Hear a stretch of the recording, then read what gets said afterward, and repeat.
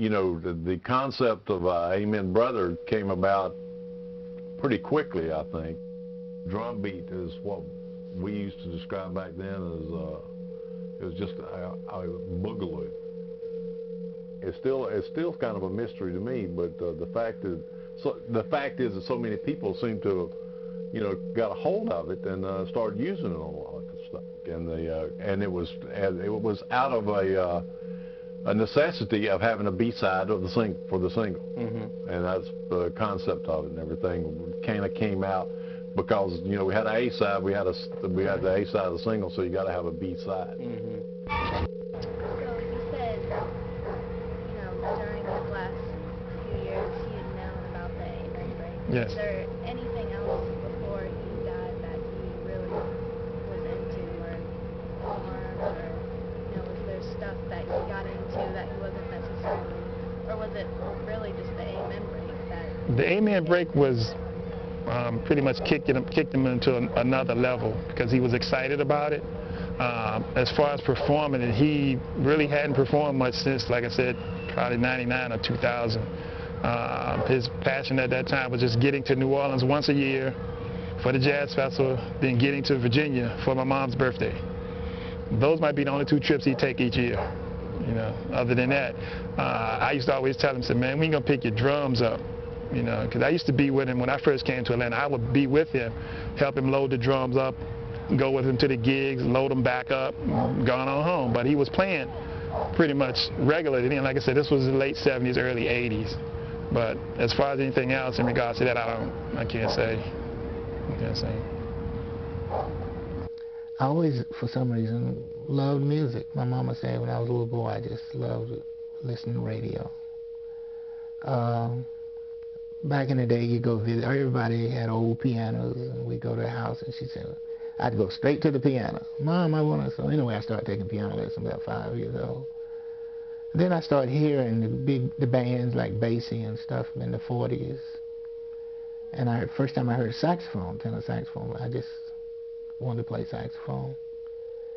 I was in gospel music for a long time. Around 12 to 17, I played tent revival and stuff.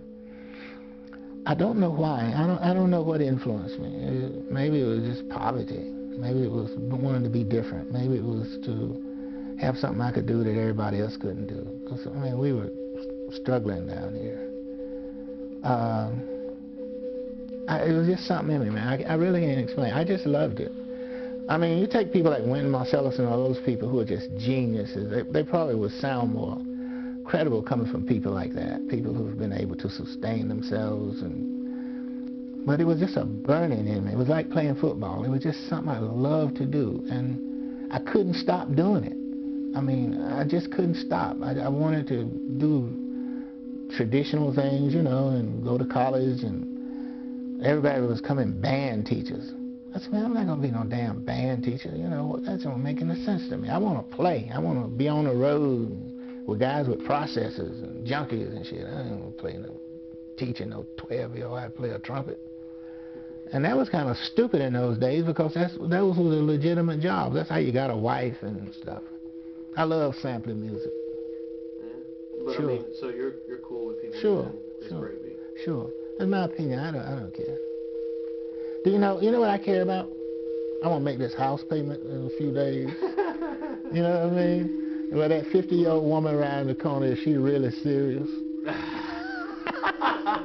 And my son is going to be able to stay up there at the college, and my children are at the high school. Are you going to accept it if we can get some kind of, if people want to... Well, we live in a capitalist society, and most of the creative stuff is not controlled by the artists, it's controlled by companies who want to make money, and that's just the reality of it. You have to live with that. Yeah.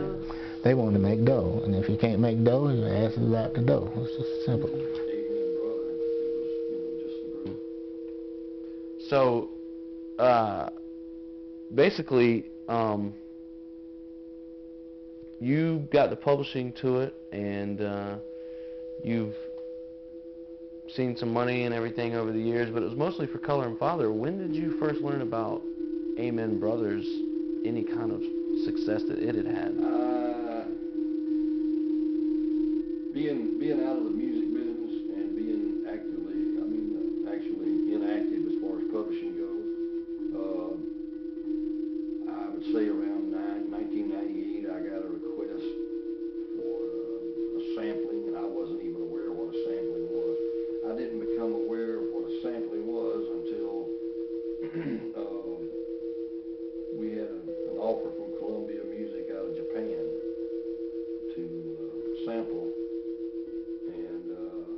home one day and my wife said, I want you to come back and sit down on the computer and watch this 18-minute video. It was a video put together by a guy out in California called Nate Harrison. And it just jumped right out at me. It's like, thanks to her, I became educated. Now this was what this was. This was recently, though. That was within the past 7 or 8 months. Yeah. Yeah. Now, I think you have that original request there from Columbia Records in Japan. Yeah. To use that sample. And you said that was 1998? No. That was June. One night we were at the Apollo, and the opening act was late. We didn't have a name. We were just Wayne's band. And the guy, Ron Schifrin, I think his name, came to the back and said, listen, came to the band room where we were and said, the opening act is going to be late. Can you guys come on and open for us? And he said, what are your names? We didn't have a name. And the bass player, Junior, said he was the one who said, well, we'll just call us the Winstons.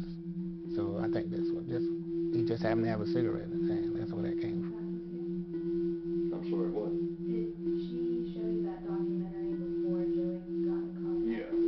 So she had brought that to your knowledge Right. quite soon before Joey got up with you. Yeah, when I sat down and well, then when I found out what it was, and Richard and I started, talking about, what we could do about it. So, since then, what has been, have you got any more requests or anything for people wanting to sample it or use it, or no? And But it's being sampled. Oh, yeah. So, with Color and Father, you've, how's that work? You license it to people to use? Through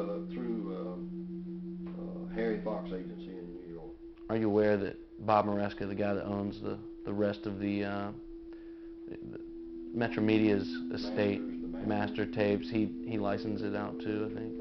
That's what I think he's told me that. He can license out the master, but we get paid on publishing. Okay. So I mean that there should be some record sales coming from that, but I don't have any knowledge of that. Okay. Sure. What was your initial reaction to seeing that Nate Harrison documentary? Your first reaction when you saw it, the break was being used in this game? Sort of woke me up. I mean, like I said, I had been like being inactive for 20 years, and then dealing just with Color and Father, and the drum beat just jumped out at me. I mean, the way he's got it, in the documentary, it's hard to miss. Now with Color and Father, you said you've licensed that for use on The Simpsons, the cartoon show, and many requests for the Bernie Mac show, but that didn't take place. Okay. It took 14 years for it to get on The Simpsons. So you've had all this success with Color and Father, not much with Amen Brother. You saw the Nate Harrison documentary, and you realized that a lot of people have been using it. There's apparently a company in the UK that's tried to copyright this thing. That's what I understand. Yeah, and I don't understand it because I've got the copyright. right. Now in the Nate Harrison documentary, he goes through and I think he searched the Library of Congress on the internet or something. Yeah, somebody told me, I think it was I had an uncle, blind uncle, who used to play blues. And one time he was at the house, he was just sitting at the piano, and I was saying, well, Uncle Will, and he said, well, one thing about piano, you'll always be able to make yourself feel better. It didn't make much sense to me then, but I think about it all the time at Christmas and things when we wouldn't get anything for Christmas. And I'd just play and we'd all sing, my brothers and sisters. We go off on trips on the band. I wouldn't have money for lunch like they go. I just go to the piano and play. What are your plans as far as like seeking any kind of monetary gains from the use of the Amen break in the past 20 years? Well, I think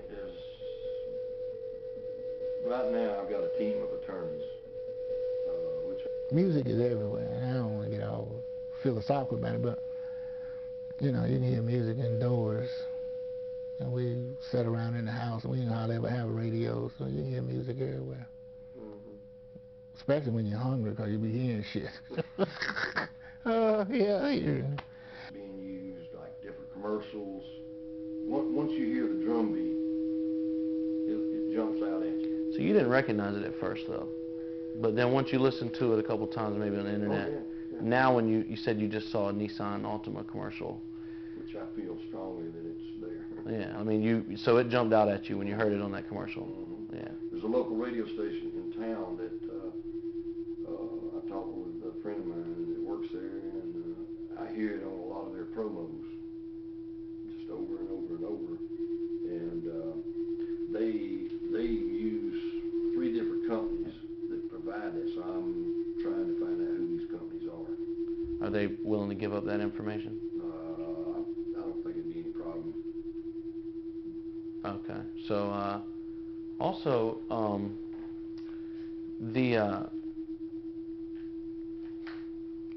companies that are using this, like, I mean, wouldn't you agree that there's, when you hear it and you said it jumps out at you, there's something special about it? You would say that it sounds different from other drum beats that you've heard, or? Yeah. Very different.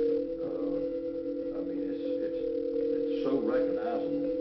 Once you hear it, it's like you sometimes you sing a song and you get mad at yourself because it keeps going over and over in your head, and you don't want to sing this song in my head anymore. But it's like, I can't. My wife and I'll be driving around and we'll be listening to radio. I said, listen, here. I mean, it's like there.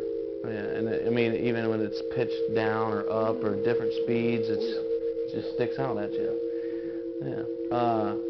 Now, are you going? You're aware that possibly from the Nate Harrison documentary, maybe it's the first time you heard of this, that there's a genre of music that used it loads and loads and loads of times in most of the songs that, you know, during the birth of the music in Europe, the UK, and it's a genre of music called jungle and drum and bass, and it basically, you know, most of the music from the first 5-6 years use that drum break.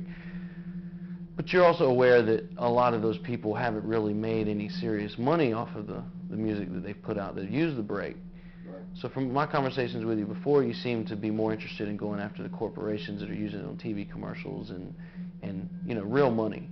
And these people that aren't really, they're just using it because they love it, and they're not really making much money, and then these corporations use it because they just think it's free, and they don't really care how it sounds. From our conversations previously, it seemed that you were more interested in going after the big money. And the attorneys and I have talked about it, and we are looking at ad agents, some artists that are fairly current that, you know, making big money. As far as DJs, people like that, small-time producers. yeah, I can't waste the attorney's time, much less my time. You know, I mean, I want to get as much for Richard and the rest of the guys and myself as possible. Right. And I think potentially there's a lot of money out there. Mm-hmm. It's just the way we want to go get it, you know. Right. So this is all within the last 7-8 months that you've seriously pursued? Right. Yeah. Right. Yeah, and it's definitely